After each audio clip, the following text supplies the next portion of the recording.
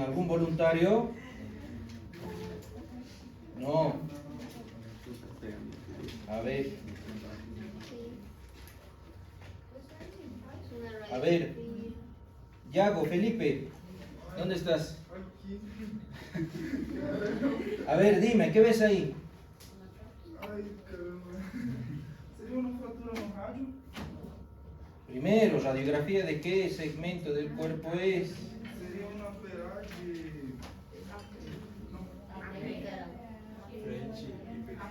Una radiografía de qué parte del cuerpo, qué articulación. Rodilla. De muñeca, perfecto. ¿En qué proyección? AP lateral. ¿Apeo lateral o frente y perfil? ¿Sí? En la que se observa. ¿Y qué observas? ¿Qué ves? ¿Qué te llama la atención? En la proyección AP, ¿qué te llama la atención?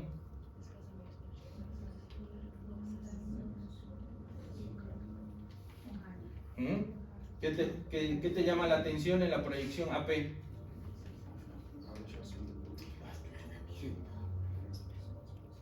¿Quién le ayuda? Hay una luxación, desplazamiento del radio hacia adelante. ¿En la proyección AP? No. ¿Qué se observa en la proyección AP? Una luxación de... Luxación. Bueno, una ¿Qué se denomina desplazamiento, luxación? desplazamiento. Una solución de continuidad. Hay una solución de continuidad a nivel del radio distal. Y el ¿Sí? Y una disociación de la articulación radiocubital distal, ¿sí? Hay un acortamiento de la longitud del radio, ¿sí? Que genera una disociación de la articulación radiocubital distal. Y en la proyección de perfil o lateral, ¿qué se observa? Carlos Salazar, ¿quién es? Carlos, ¿qué observas ahí en la proyección lateral? O el perfil.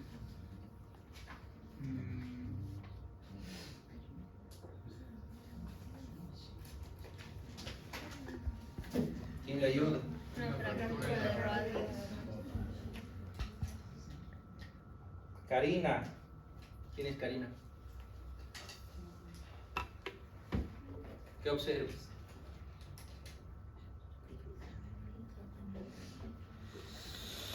Hay una solución de continuidad, ¿sí? Que genera un desplazamiento, ¿sí? ¿Qué tipo de desplazamiento? ¿A dorso o a palma? A palma. ¿A palma? A dorso. Esto es así. Dorso. A dorso. Ah, sí. ¿Por qué me doy cuenta? Por el pulgar. Ajá. ¿Sí? O sea, hay un desplazamiento hacia dorso. ¿Ok?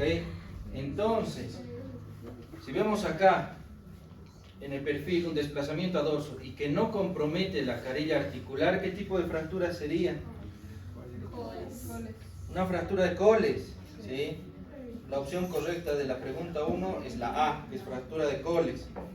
¿Y qué características tiene esta fractura? Deformidad del dorso del señor.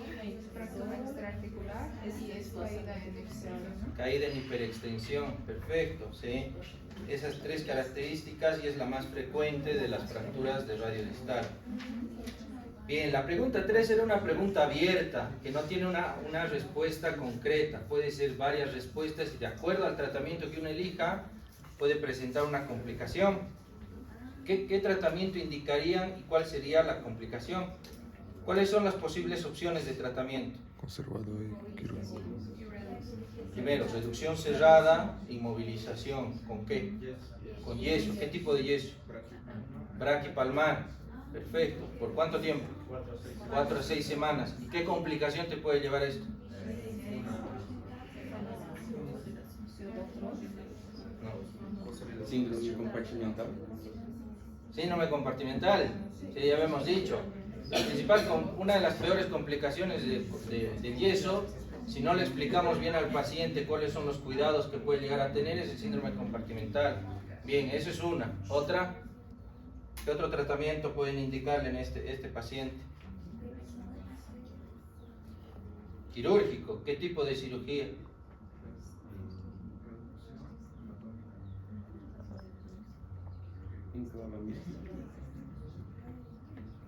El que de los palitos, el que se lo saca.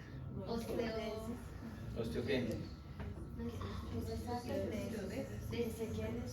Se puede hacer una reducción y osteodesis. ¿Sí? Bien. ¿Y qué complicación puede traer eso?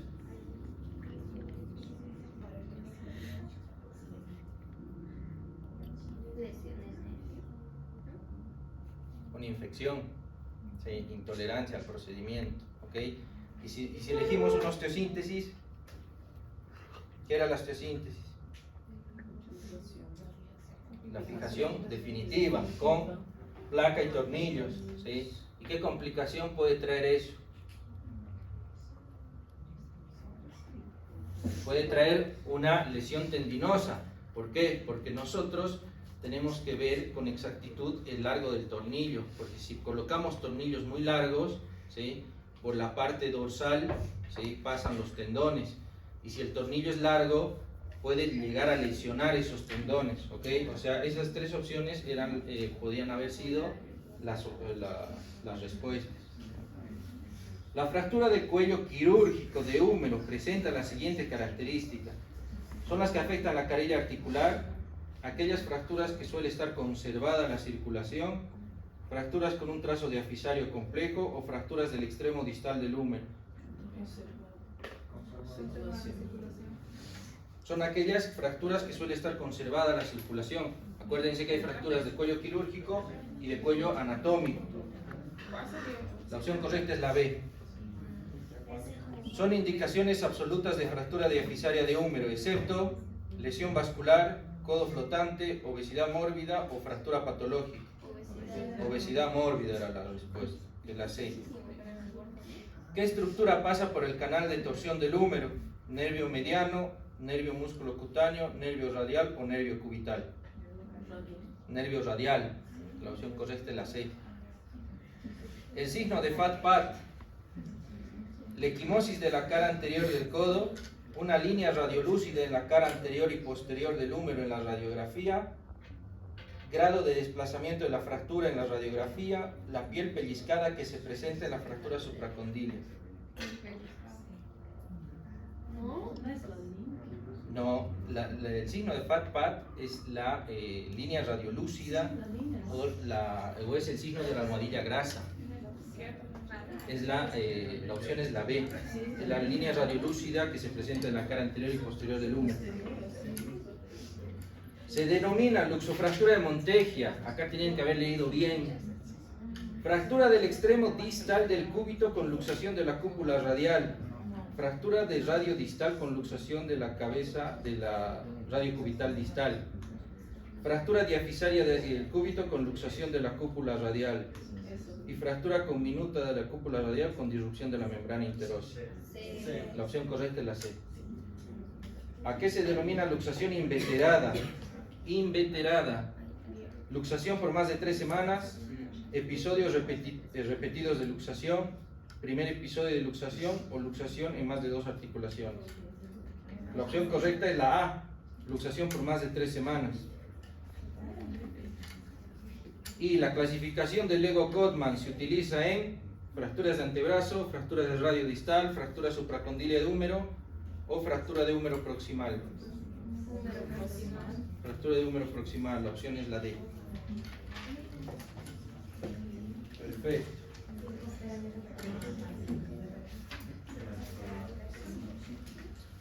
Bien. ¿Cuánto valía eso? 20. El trabajo. 10. ¿Y el otro cuestionario? El primero que hicieron, 30. ¿Por qué? Pero era de un solo tema. Bien.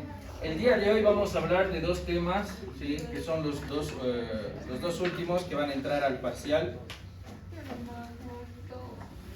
Ya suena algo Sonar, sí. difícil. Ahora vamos a hablar lo que son los traumatismos de la mano. Así como en el antebrazo y en la muñeca existen fracturas que llevan el nombre propio. En la mano también hay fracturas que llevan el nombre propio. Ahora vamos a hablar un poco sobre la anatomía. Sí, sí.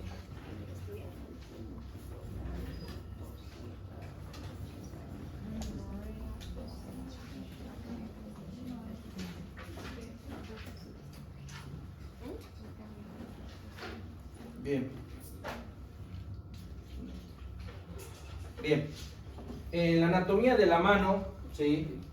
La mano comprende desde lo que son las hileras del carpo hasta las falanges. En la hilera del carpo vamos a tener dos hileras, la hilera proximal y la hilera distal, ¿sí? Acá va a estar formado por pequeños huesos, ¿sí? Que van a estar articulados congruentemente, los cuales van a ser desde el extremo radial hasta el extremo cubital, siendo el escafoides, el semilunar, piramidal y pisiforme, el extremo distal el trapecio, trapezoide, grande y ganchoso, ¿sí? Cada uno de estos huesos va a tener sus propias características, ¿ok? Pero el hueso que con mayor frecuencia se lesiona en la mano es el escafoides, ¿ok? No queriendo decir que los otros huesos no van a tener ninguna complicación. Existen muchas veces fracturas de estos otros tipos de huesos. También la mano está formada por los metacarpianos, que va desde el primer metacarpiano al quinto metacarpiano, y lo que son las falanges, la falange proximal, falange media y falange distal, siendo el pulgar el único que tiene únicamente falange proximal y falange distal, ¿sí?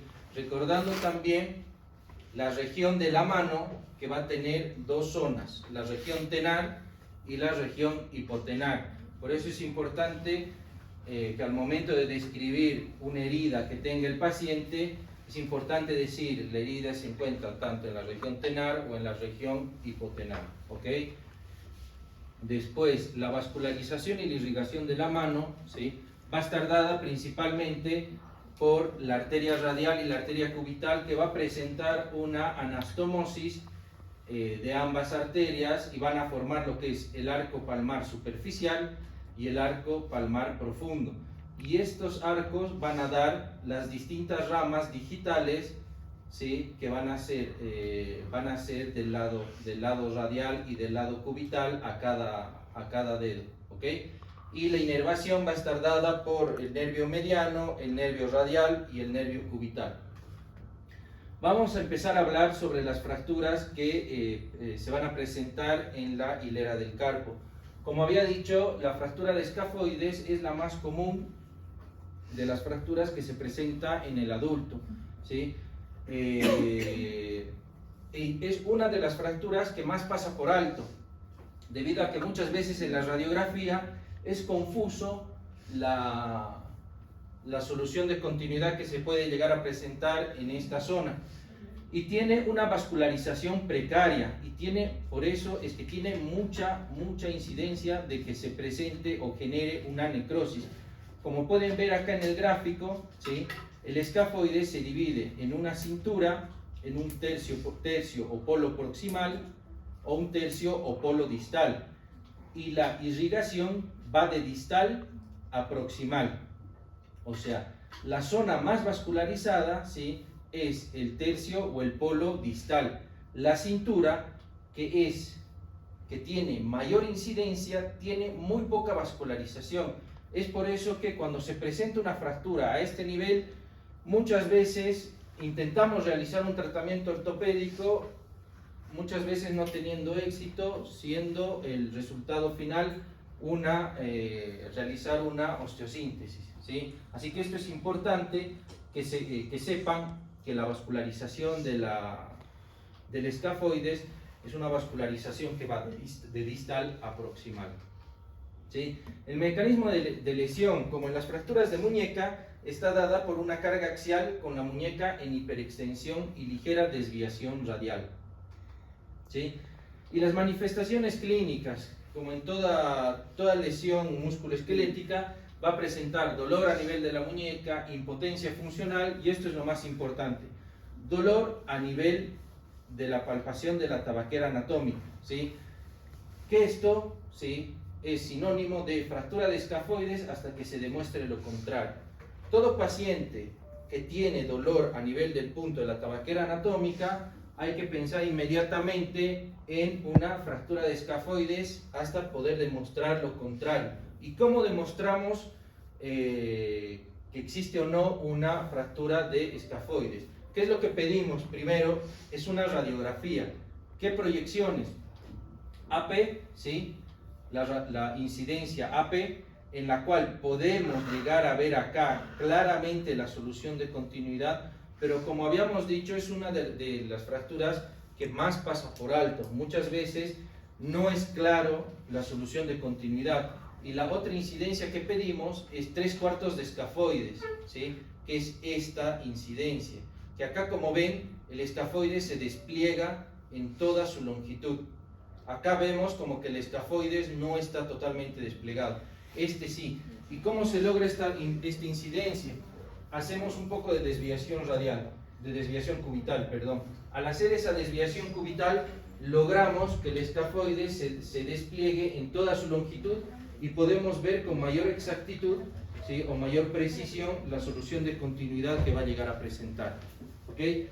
Después, si tenemos o continuamos con la duda, pedimos la tomografía, ya que con la tomografía vamos a ver con mayor exactitud si va a presentar o no la solución de continuidad, ya que podemos hacer una reconstrucción en 3D para poder determinar si tiene o no la solución de continuidad.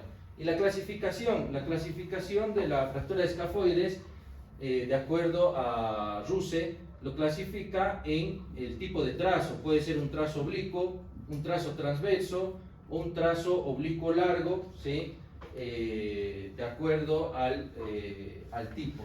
Después, como habíamos dicho, puede ser de acuerdo a la localización, si se encuentra en la cintura, en el polo proximal o en el polo distal. Y el tratamiento, ¿sí?, como habíamos dicho, las fracturas del polo distal se realiza un tratamiento conservador. Como vimos acá en la imagen, ¿sí?, la irrigación es bastante buena en el polo distal, así que nosotros podemos realizar o intentar realizar un tratamiento conservador mediante un yeso antebraquipalmar, incluyendo el primer dedo, ¿sí? Se hace una inmovilización incluyendo el primer dedo, ¿ok? La fractura de cintura es una fractura que también podemos intentar realizar un tratamiento conservador sabiendo que existe el riesgo de que no pueda llegar a generar una buena consolidación, ¿sí?, debido a la escasa irrigación que puede llegar a tener. Y si nosotros indicamos un tratamiento conservador, esto se tiene que llevar al cabo de 8 a 12 semanas, ¿sí? Tiene que ser por mucho más tiempo que en otro segmento del cuerpo. Eso también lo tienen que tomar en cuenta, ¿sí? Y otra posibilidad de tratamiento es la osteosíntesis directamente, es colocar un tornillo a través del escafoides, ¿sí? Y la fractura del polo proximal, ¿sí?, el tratamiento es netamente quirúrgico para evitar lo que habíamos dicho, la necrosis debido a la escasa irrigación que tiene este segmento. Eso es lo que es en general la fractura de escafoides, que es la fractura más común del hueso del carpo, ¿sí? Existe también las fracturas de los otros huesos del carpo, pero que son muy infrecuentes, en las cuales también precisamos radiografía, tomografía o resonancia, ¿sí? Después existe un síndrome, que es el síndrome de Fenton, que consiste en una fractura asociada de escafoides con una fractura del hueso grande, ¿sí? Cuando vemos que se asocia una fractura de escafoides con una fractura del hueso grande, hablamos de un síndrome de Fenton. Y este tipo de síndrome es de resolución quirúrgica. En líneas generales, el resto de las fracturas de la otra hilera del carpo, ¿sí?, puede tratarse mediante una inmovilización. ¿ok? Sin embargo, cuando nos encontramos con una fractura desplazada, siempre tenemos tendencia a realizar una reducción cerrada o una reducción abierta más una osteosíntesis. Vamos ahora a hablar sobre las fracturas de los metacarpianos, que como habíamos dicho, va desde el primer metacarpiano hasta el quinto metacarpiano. ¿Qué características, sí, o qué cuidados nosotros debemos tener al tratar este tipo de fracturas? Lamentablemente, la mayor parte de las fracturas de los metacarpianos, ¿sí?, son fracturas inestables, ¿sí? No son fracturas que generan una estabilidad, generan una inestabilidad y generan un desplazamiento. Y lo que no tolera la mano en las fracturas de los metacarpianos son las rotaciones, porque si ustedes se dan cuenta, ¿sí?, nosotros al cerrar la mano, como vemos en la imagen, todos los dedos apuntan al escafoides, ¿sí? Si nosotros realizamos un tratamiento equivocado o una mala reducción al momento de realizar una osteosíntesis en las fracturas de metacarpiano, vamos a generar una malrotación del dedo.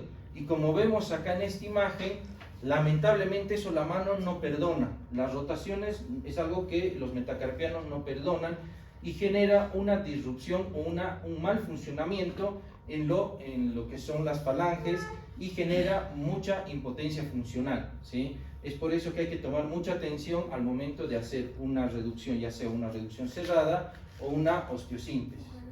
Y la clasificación, podemos ver la clasificación de los metacarpianos, pueden estar dadas fracturas que se presentan en la cabeza, en la diáfisis o en la base, como vemos en la mayor parte de los huesos largos, ¿sí? O lo podemos clasificar de acuerdo a su trazo, ¿sí? Como habíamos dicho, es una fractura espiroidea, una fractura oblicua, una fractura en cuña o con tercer fragmento en ala de mariposa. Y ahora vamos a hablar de las fracturas que llevan el nombre propio, ¿sí? Así como habíamos visto en las fracturas de antebrazo y en las fracturas de muñeca. En las fracturas del primer metacarpiano vamos a hablar de dos fracturas que son relativamente parecidas, pero de características diferentes, ¿sí? Una de ellas es la luxofractura de Bennett. ¿En qué consiste esta luxofractura de Bennett? Son fracturas intraarticulares de la base del primer metacarpiano, o sea, de la base del pulgar, ¿sí?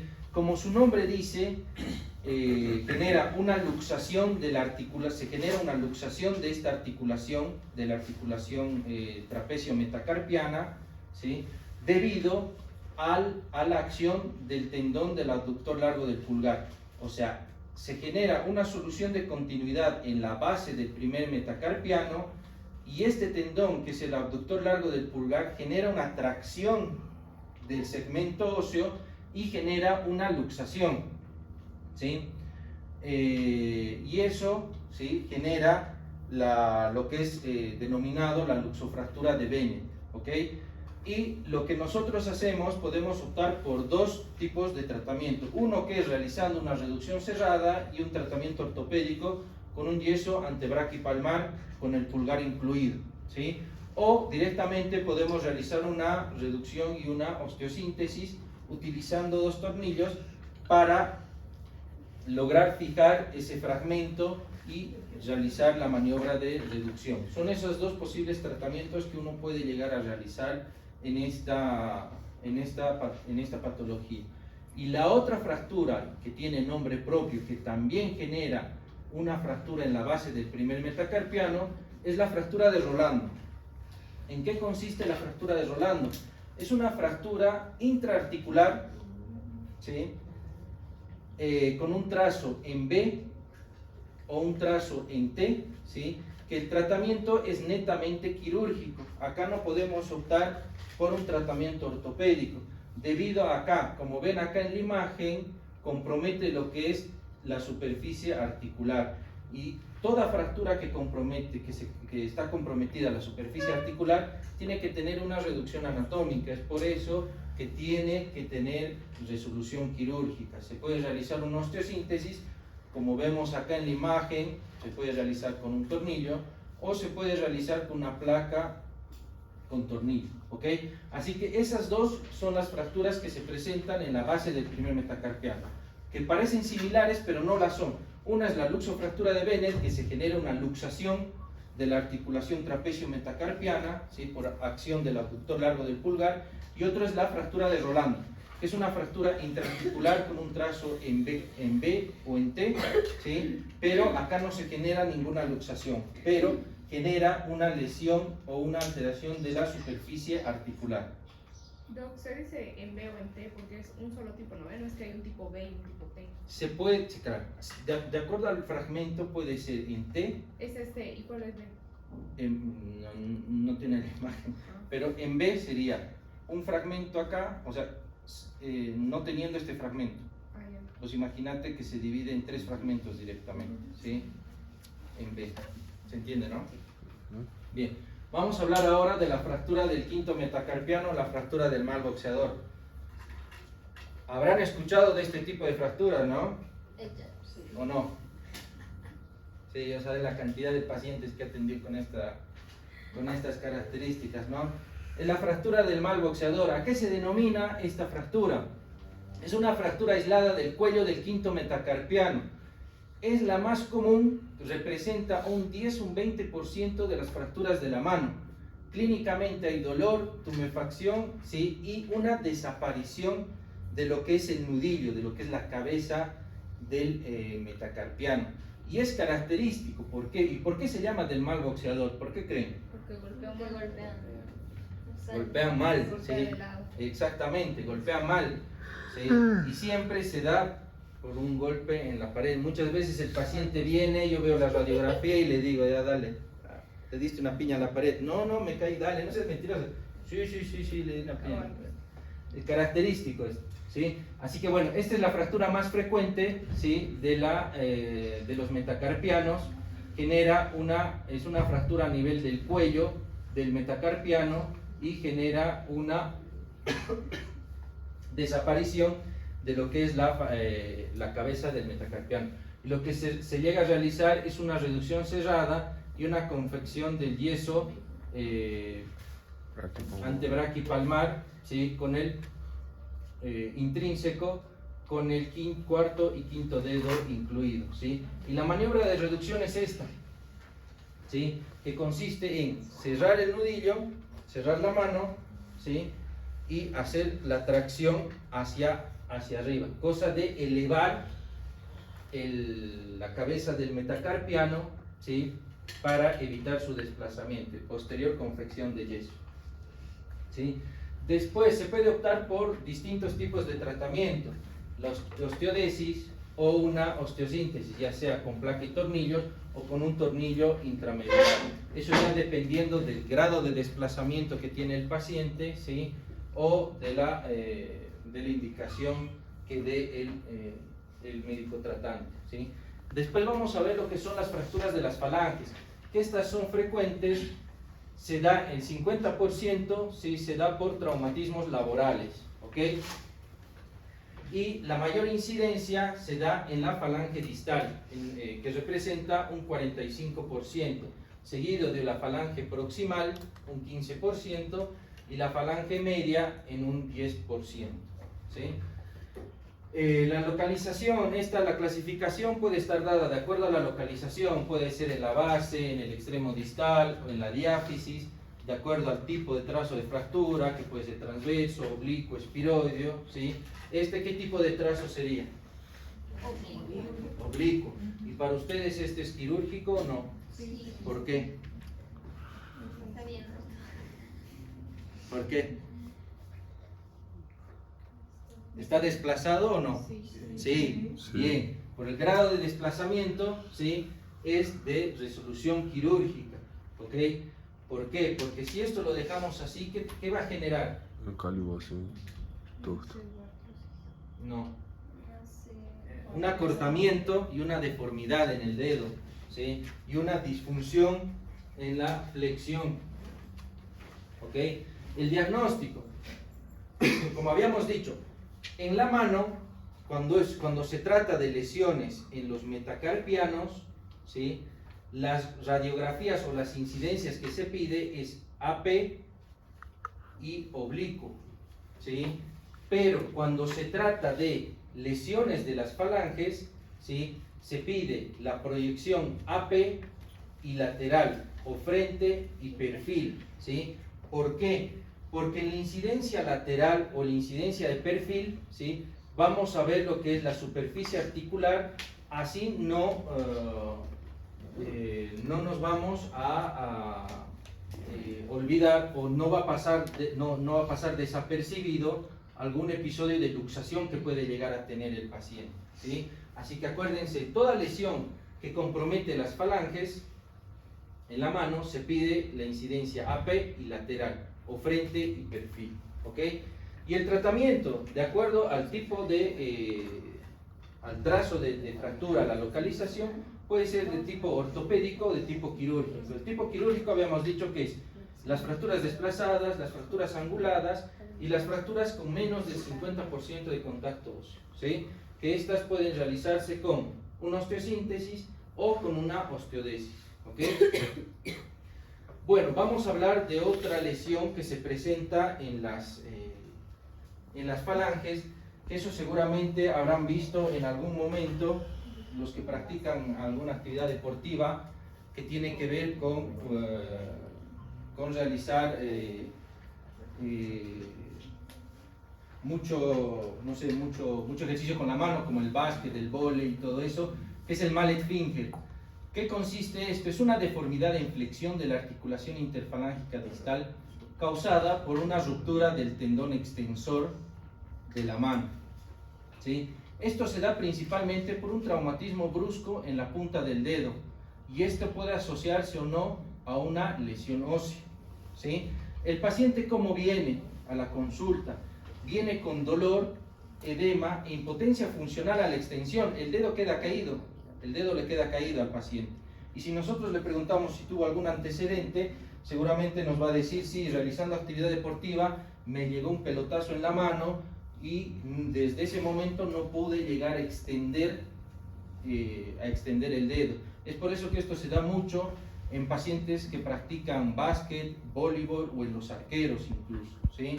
Se debe a un traumatismo brusco que se da en la punta del dedo, ¿sí? Y nosotros acá, ¿qué es lo que tenemos que hacer? Como acá dice, puede estar asociado a una lesión ósea. Como ha habido una disrupción o una lesión, una ruptura brusca del tendón extensor, hay que ver si está asociada o no a la lesión ósea. Para eso hay que pedir una radiografía.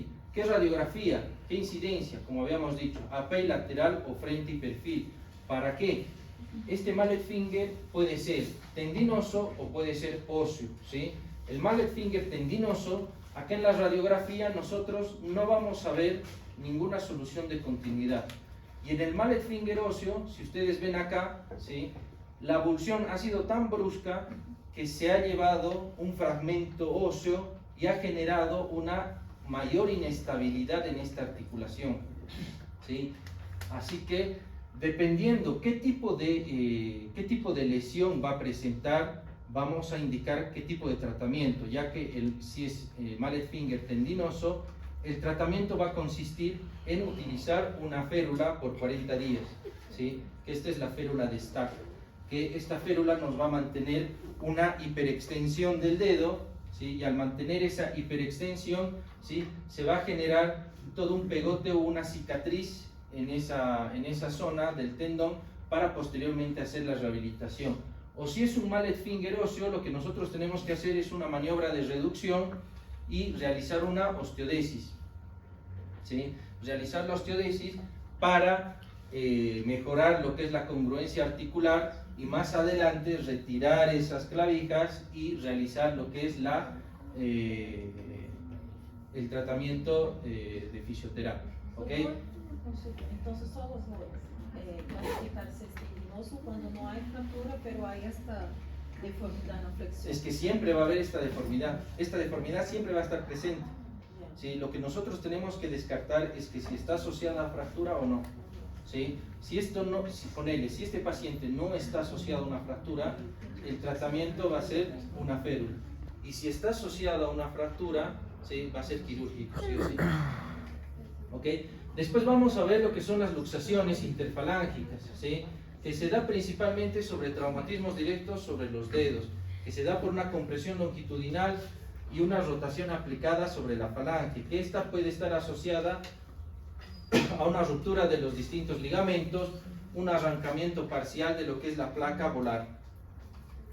La clasificación puede ser posterior, lateral, volar, ¿sí? Si va a estar asociada a lesión ligamentaria, si va a estar asociada a una luxación o luxofractura, y según su estabilidad, ¿sí?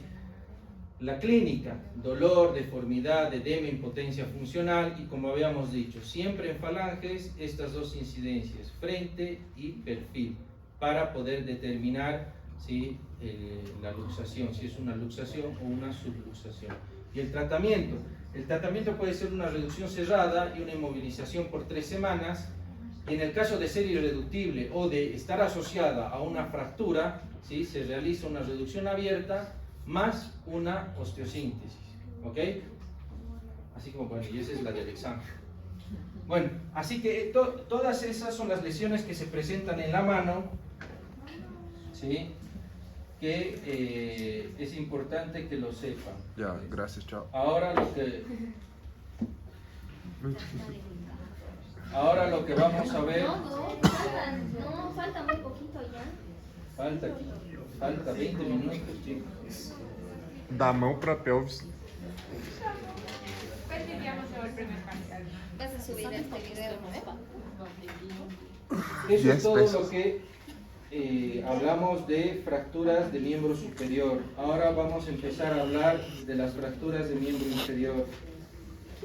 Es que ya hemos visto pelis, ¿Qué? ya hemos visto pelis primer parcial. Pero anatomía, no fractura. Luxación congénita de cadera. Ya se ha acumulado toda la información en mi cerebro, ya no hay espacio. Ya no hay espacio. Comprate memoria externa.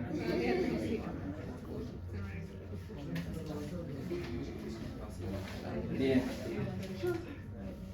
No es largo este tema. Vamos a empezar a hablar ahora sobre lo que es las fracturas de miembro inferior, empezando por la fractura de pelvis. ¿Sí? Si se acuerdan, las primeras clases ya habíamos visto cómo está formado la cintura pélvica y el anillo pélvico. ¿Sí? Está formado por la unión del sacro y la unión del ilion, el pubis y el isquion. Este va a formar una articulación que es la articulación sacroiliaca. ¿Sí? La mortalidad de las fracturas de pelvis, ¿sí? Está dada en un 10 a un 50%, ¿sí? Y se da en el contexto de paciente politraumatizado, ¿sí? Los avances en el manejo de estos pacientes críticos disminuye la tasa de mortalidad, ¿sí? Ya que las fracturas de pelvis es sinónimo de traumatismo de alta energía, excepto en los pacientes osteoporóticos o en los pacientes con alguna alteración o alguna metástasis ósea que ha generado una debilidad ósea, ¿sí? Y esta principalmente va a estar asociada a lesiones, ya sea de nervios, de órganos pelvianos internos, del intestino, de la vejiga, del aparato genital, ¿sí? Es por eso que esta imagen representa todo el funcionamiento coordinado que debemos tener frente a un paciente politraumatizado para disminuir ese porcentaje de mortalidad que se tiene en este tipo de pacientes, ya que como tiene lesiones asociadas, cada uno de las distintas especialidades tiene que tratar de evitar las posibles complicaciones que pueda llegar a tener, ¿sí? Ya que, como había dicho, la fractura de pelvis es sinónimo de fractura de alta energía y hay que evaluar qué otras lesiones asociadas puede llegar a tener, ¿sí?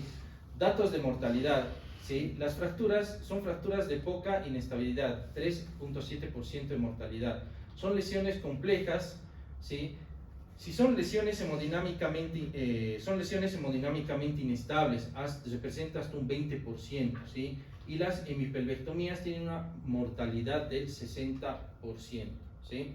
Como había dicho, las fracturas de pelvis está dada por fracturas de alta energía, que se da principalmente por accidentes de tránsito, motocicleta, vehículo, o accidentes laborales, caídos de altura, ¿sí? Maquinarias, Me ha tocado ver un paciente que le ha pasado el tractor por encima, ¿sí? Y pacientes de baja energía, pacientes con, como había dicho, con osteopenia, con osteoporosis, o pacientes que tienen una osteopenia por desuso, o pacientes que tienen metástasis ósea que genera una debilidad ósea, ¿sí? El diagnóstico principalmente la vamos a realizar, ¿sí?, con la evaluación clínica. Nosotros vamos a ver la equimosis que va a presentar en la zona, ¿sí? Vamos a hacer lo que es la palpación a nivel de las espinas ilíacas, ¿sí? Observamos o palpamos si hay algún tipo de crepitación o alguna deformidad en esta zona, ¿sí? Y ahí vamos a ir solicitando todas las imágenes. Acuérdense que en politraumatizado, ¿sí?, son 3 las radiografías que tenemos que solicitar. ¿Cuáles eran? ¿Quién se acuerda?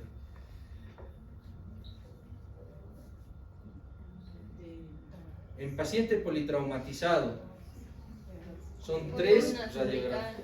Sí, cervical, ¿qué más? Tórax, Y pelvis. o pelvis, ¿no? Otra vez, columna cervical. Tórax, Pelvis. ¿sí? Estás dudando, mujer, dale. Columna cervical, tórax y pelvis. Me hace. ¿Y yo? ¿Sí? Son esas 3 incidencias. Bueno, y en la radiografía de pelvis tenemos que evaluar todo lo que son las articulaciones, la articulación de la cadera y la articulación sacroiliaca. Después pedimos lo que es la tomografía, que nos permite una reconstrucción en 3D para posteriormente evaluar si tiene o no una lesión vascular para realizar la arteriografía y posible embolización, ya que la fractura de pelvis es una fractura que sangra bastante, ¿sí? Y la clasificación de la fractura de pelvis va a estar dada mediante la clasificación de Tile, la clasificación de la AO, que es la American Orthopedic, ¿sí?, o la clasificación de Young y Borges. La clasificación de Tile, ¿qué nos va a permitir determinar la clasificación de Tile? Nos va a permitir determinar si la fractura de pelvis es estable, si tiene una estabilidad parcial, ¿sí?, o una inestabilidad total, ¿sí?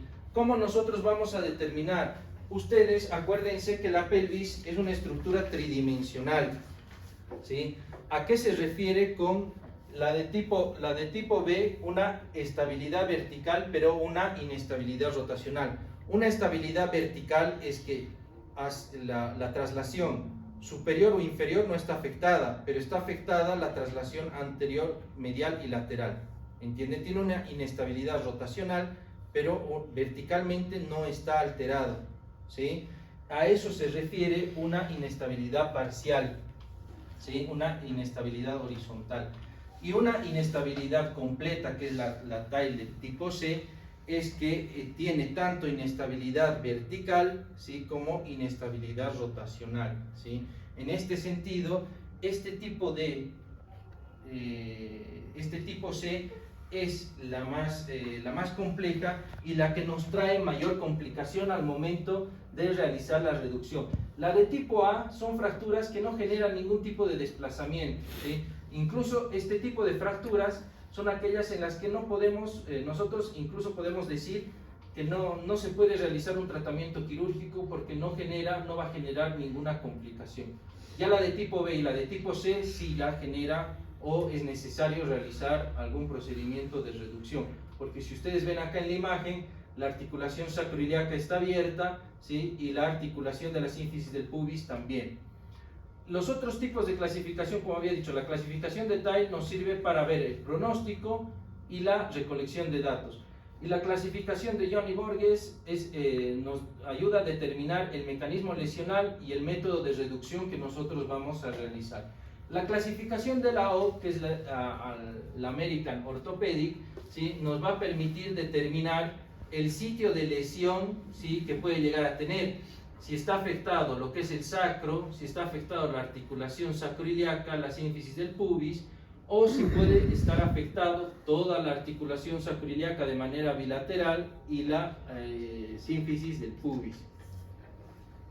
Y como habíamos visto, la clasificación de Young y Borges puede ser por una compresión antero-posterior que genera una inestabilidad vertical, ¿sí? Esta puede ser de tipo 1, tipo 2 y tipo 3. ¿sí? Acá se van a ir dando cuenta en la imagen, ¿sí? La de tipo 1 se da por una compresión antero-posterior, que puede llegar a generar una lesión vesical, lesión en la uretra, ¿sí? Una lesión vascular de los plexos venosos, ¿ok? La de tipo 2 se da por una compresión lateral, ¿sí? Que esta va a generar principalmente, si ustedes se fijan, ¿sí? Las ramas iliopúbicas, ¿sí? Va a generar una solución de continuidad, y esa solución de continuidad, ¿sí? Se va a introducir a la endopelvis, y esa va a generar una lesión a nivel de los vasos ilíacos, a nivel de la vejiga o a nivel del aparato genital, ¿sí? Y la de tipo 3 va a estar dada principalmente por un cizallamiento vertical, ¿sí?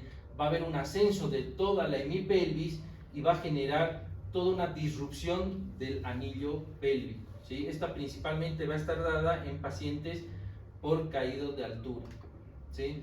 Las lesiones asociadas, como había dicho, puede estar dada por fracturas expuestas, síndrome de Morel-Lavallée, síndrome compartimental, puede estar dada también por fracturas asociadas, lesiones medulares, estallido de órganos. Como había dicho, la pelvis es sinónimo de fractura de alta energía, ¿sí? Es por eso que al inicio el paciente, todo paciente que ingresa con fractura de pelvis, lo que hay que hacer inmediatamente es lo que se dice control del daño, evitar el sangrado y tratar de estabilizar con la maniobra menos invasiva posible. ¿Y cuál es esa? Se utiliza una cincha, una fijación externa, un clamp pélvico, un packing pélvico, una embolización o una fijación interna, ¿sí? Lo que es el packing pélvico y la embolización, ¿sí? Va a estar a cargo de lo que es cirugía, ¿sí? Nosotros lo que vamos a realizar, ¿sí? Y esto se realiza en todos los centros que no tienen acceso a un fijador externo, que es la utilización de la cincha. ¿En qué consiste? Es utilizar una sábana, ¿sí? Y realizar un plegado de esa sábana sobre la pelvis para generar un cierre de esa pelvis, ¿sí? Y ese cierre va a generar una disminución del sangrado, ¿ok? Y posteriormente se realizará el traslado a un centro de mayor complejidad para su posterior resolución. Pero es importante que uno sepa cómo armar esta cincha o realizar esta inmovilización para poder evitar posibles complicaciones o evitar que el paciente llegue a tener shock hipovolémico, ¿sí? Después está lo que realizamos el fijador externo, ¿sí? O la tutorización, que es algo sencillo, estandarizado, ¿sí? Que permite el acceso abdominal y permita embolizar, sentar y moverse al paciente, ¿sí? En caso de que el paciente tenga asociado una lesión de órganos, no sé, tenga una lesión visceral, ¿sí? Nosotros primero tenemos que realizar la fijación y después el cirujano hará lo que es la laparotomía. No puede el cirujano primero hacer la laparotomía y después nosotros realizar la fijación.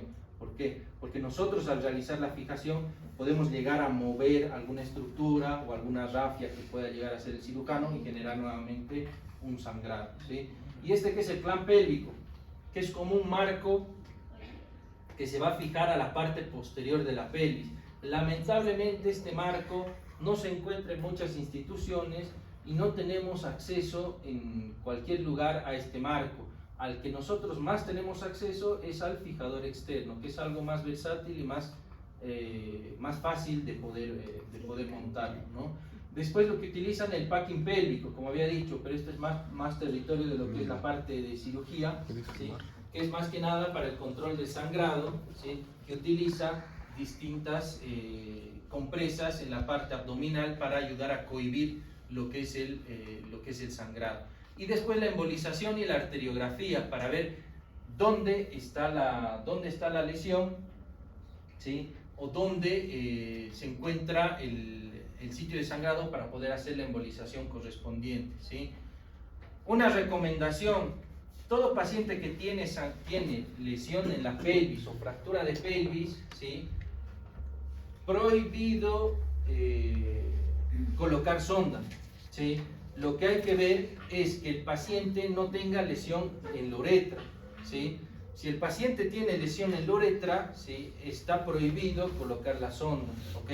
Eso siempre tienen que tomarlo en cuenta. Después está lo que podemos hacer, lo que es la fijación interna, ¿sí? Ya sea con osteosíntesis o con osteodesis. Y esto es lo que habíamos dicho, una de las primeras clases, todas las líneas que ustedes tienen que observar en la radiografía para poder determinar si tiene o no alguna solución de continuidad en esta radiografía, así como habíamos dicho. Acá se ve la solución de continuidad a nivel de la rama ilioisquiopúbica. Acá vemos una diástasis de la sínfisis del pubis, ¿sí? Una disrupción de la articulación sacroiliaca, ¿ok? Esas son las distintas lesiones asociadas que puede llegar a tener, ¿sí? Y la fractura de pelvis es una fractura frecuente en los pacientes ancianos, porque ellos se caen y es una fractura de baja energía, ¿sí? Bueno, y este es un caso clínico que no, ya están cansados. Bueno, lo dejaremos con su fractura a la viejita, no pasa nada. Ya